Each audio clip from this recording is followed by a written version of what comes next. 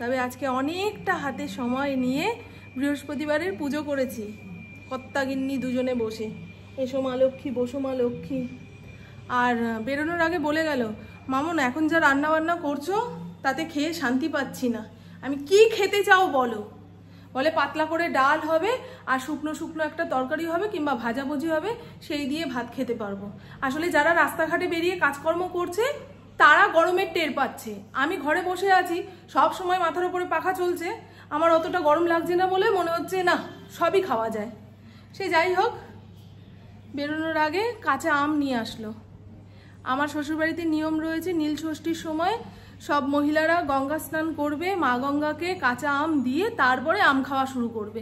কিন্তু এখন তো 12 মাস আম খাওয়া যায়, আম পাওয়া যায়, পাওয়া যায় বলেই তো খাওয়া যায়।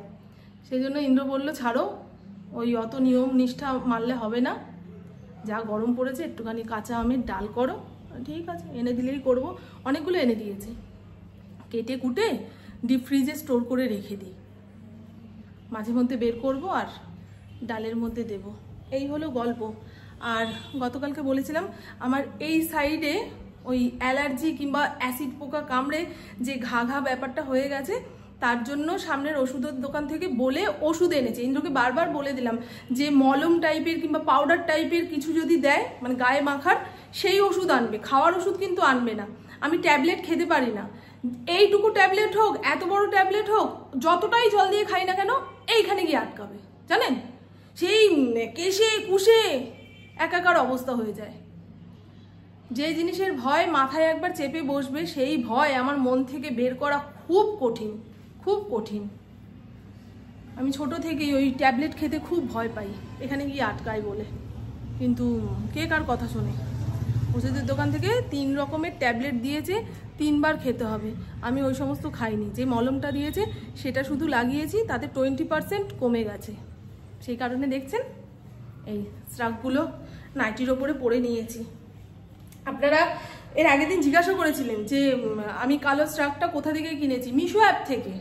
এগুলোর দাম বেশি না, ওই 350 টাকার নিচে, বুঝলেন? আমি কাঁধে ওড়না ফেলতে পারি না, ঠাস ঠুস পড়ে যায়, কাঁধে ডিসপুট আছে তো, ব্যাগ নিতে পারবো না, ওড়না নিতে পারবো না, সেই কারণে। আর ওড়না নিয়ে না গ্যাসের সামনে যাওয়াও যায় না গো, কোন খোঁটাতে আগুন লেগে যাবে, ব্যাস গৃহবধূ জ্বলে ছাই, কালকে খবরের কাগজে বেরোবে। সেই জন্য এই যে গায়ে চাপিয়ে নিয়েছি। এবারে চলুন, ইন্দ্র কি কি এনে দিয়েছে বাজার থেকে সেটা একবার দেখাই। সেই সমস্ত সবজি তো ওদের চোখে লাগবে। লতি এনেছে, আগের দিন মোচা কেটেছি, আজকে রাতে আবার লতি কাটতে হবে। এই সমস্ত দিয়ে খেলে নাকি ওর খাওয়া তৃপ্তি সহকারে হবে। শশা এনেছে, শশাগুলো ভালো, যে শশার গায়ে এরকম দাগ দাগ থাকে সেই শশা খুব ভালো হয়। ইন্দ্র সেদিন দেখছিলাম ফেসবুকে দেখছে, আমি ভালো তো, এই সমস্ত শিখবে। আমও এনেছে, কালকে মোচা কেটে রেখে দিয়েছি। এই সমস্ত জিনিস আগের দিন রাতে কেটে বেটে না রাখলে পরের দিন রান্না করা যায় না, অনেকটা সময় চলে যাবে। ছোলাও ভিজিয়ে রেখেছি, মোচার মধ্যে ওই কুচো চিংড়ি দিলেও ভালো লাগে গো। কাঁচকলা, মোচা, থোর, লতি, এই সবজিগুলো একটু কষালো তো, তাই কাটার আগে হাতে তেল লবণ ডলে নেবেন, তাহলে আঙুল নখ কালো হবে না, মানে একটু হলেও কম কালো হবে।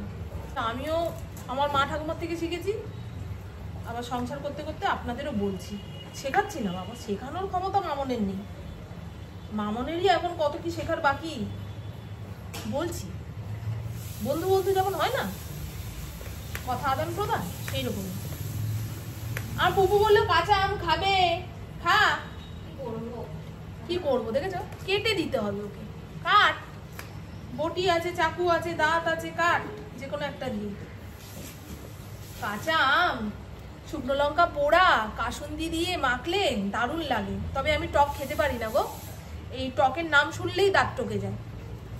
সুজাতা বুদ্ধি দিয়েছে, বৌদি কোনো টক জিনিস খাওয়ার পরে যদি দেখেন দাঁত টকে যাচ্ছে, তাহলে চাল একটুখানি চিবিয়ে নেবেন, ওই যে দাঁতের খসখসে ভাবটা টক খাওয়ার পরে হয় সেটা চলে যাবে। দেখেন, এটাও একটা শিক্ষা দিয়ে দিলাম, মানে শুনিয়ে দিলাম। পাখার নিচে বসে পাট শাক ছাড়াতে বসেছি, অর্ধেক শুকিয়ে পাকিয়ে দড়ি হয়ে গেল। যেটুকু বেছে কুচে বের করতে পারলাম সেটা বাইরের কল থেকে ধুয়ে নিয়ে আসি। একদম খলখলা জলের মধ্যে শাক পাতা না ধুতে পারলে না খাওয়ার সময় খালি মনে হবে পাতার নিচে যদি পোকার ডিম থাকে, কোনো জীবাণু থাকে, পেট খারাপ হবে না তো?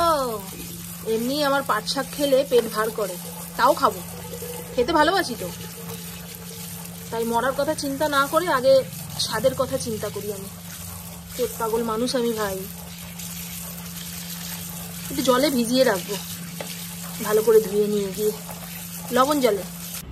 বাবা, এই জ্যাকেটটার গায়ে যে লেস লাগানো রয়েছে সেটা এদিক ওদিক সেদিকে আটকে যাচ্ছে, মনে হচ্ছে কেউ আঁচল টেনে ধরছে। এই যে এই লেসগুলো খুলে ফেলবো, বড় জ্বালাতন করছে ফটোপাটির টাইমে না। একদম চিকন চিকন করে কেটে বক্সের মধ্যে ভরলাম, এটা ডিপ ফ্রিজে ভরবো। আর এই 4 টুকরো আম আজকে ডালে দেব। আমটা বিষ টক।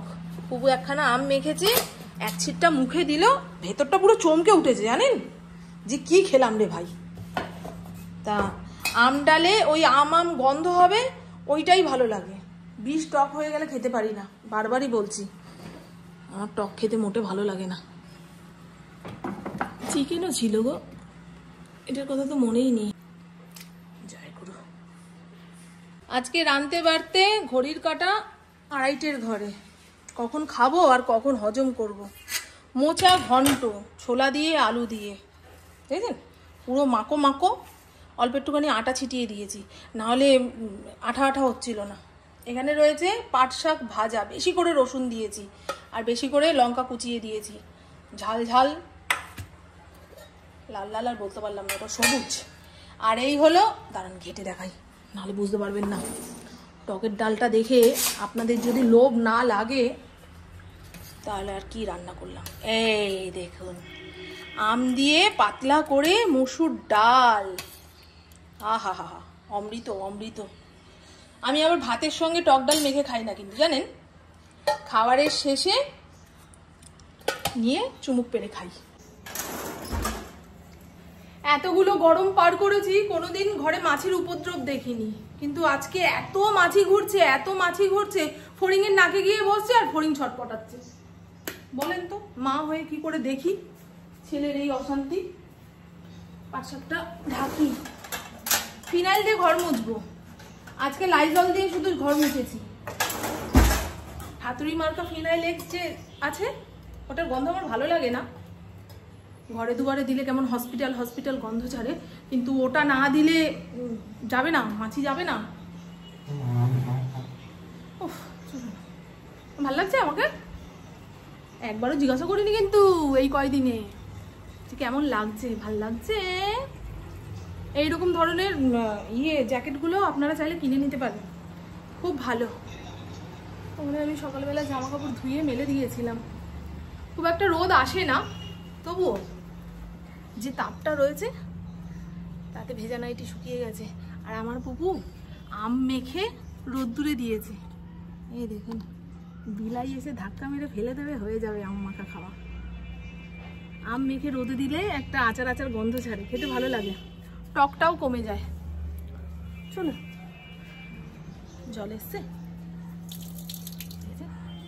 ট্যাঙ্কির জল ফুটন্ত গরম। মুখ টুক ধুতে হলে এই যে মিউনিসিপ্যালিটির জল শুরু হয়ে পড়ছে, এই দিয়ে ধোবো। আমার ফোন, এই পুপু চমা আমরা খেয়ে দিয়ে নি, ওই যাবো, চমা আমরা খেয়ে দিই। ভাত বাড়ি ভাত বাড়ি সবসময় রুগী রুগী হাব ভাব। আগে একবার ইন্দ্র কচুরলতি এনেছিল ছাড়ানো অবস্থাতে, এখন বাজারে কচুরলতি ছাড়িয়ে তারপরে মোচা কেটে কচুর শাক কেটে বিক্রি হয়, তাতে সুবিধা, জানেন তো, ফটাফট রান্না করা যাবে। আর এই এতগুলো লতি কেটে ছেটে কালকে রান্না করার পরে মেয়ে বলবে খাবো না, ইন্দ্র বলবে একবেলা খাবো। বাবা রে বাবা, এ মানে খাজনার চেয়ে বাজনা বেশি যাকে বলে। তবে স্বাদ লাগে ভাই, আমার তো খুব ভালো লাগে। দুপুরে যা রান্না বান্না করেছিলাম তাই দিয়েই হয়ে যাবে। ডাল আছে, মোচা ঘন্ট রয়েছে, যদি ওরা বলে তো ডিমের অমলেট বানিয়ে দেবো, নাহলে পুপুই ভেজে নিতে পারবে। আমার থেকে এখন পুপু ভালো ডিমের অমলেট ভাজে। হাবি জাবি তাবি সমস্ত মিশিয়ে মাশিয়ে একটা মোটা করে ডিমের অমলেট বানায়। ও সব দেয় সব। ও যে জিনিসটা খাবে সেই জিনিসটা এত জুৎসই করবে না, যাকে খাওয়াবে তারও মুখে লেগে থাকবে। আরও যেটা খাবে না সেটা হাজারবার রিকোয়েস্ট করার পরেও বানাবে তো নাই, আর বানালে মুখে দিতে পারবে না, বুঝছেন? যেদিন ও চা খেতে চাইবে না, যদি বলি আমাকে 1 কাপ বানিয়ে দে, ও বানিয়ে এনে দেবে, তবে চা হবে 5 চা। আর ও যেদিন চা খাবে সেই চা চুমুক দেওয়ার পরে মনে হবে না কিছু একটা খেলাম, অমৃত, এইরকম। তো চলুন বন্ধু, আমার বকবক আজকের মতন এইটুকুই। আপনারা সবাই খুব খুব খুব ভালো থাকবেন, নিজের শরীরে খেয়াল রাখবেন, সুস্থ থাকবেন, আর অল টাইম স্মাইল করতে হবে। টাটা, খুব ভালো থাকবেন। জানি না আমার অবস্থাটা কেন এরকম হলো, বলছি আমি আমার ভিডিওতে সারাদিন তোমাকে দেখাইনি। হ্যাঁ, সেই জন্যই তো বলছি। আমি চাই আমার একদিনের একটা গোটা ভিডিওতে তুমি, ফড়িং, মেয়ে 3 জনেই থাকো আমার সঙ্গে। আরে ওই সর্ষে তেলের কৌটোর ছিপি সকাল থেকে চাবাচ্ছে। ইন্দ্র আসলে বাড়ে বেশি, জানো।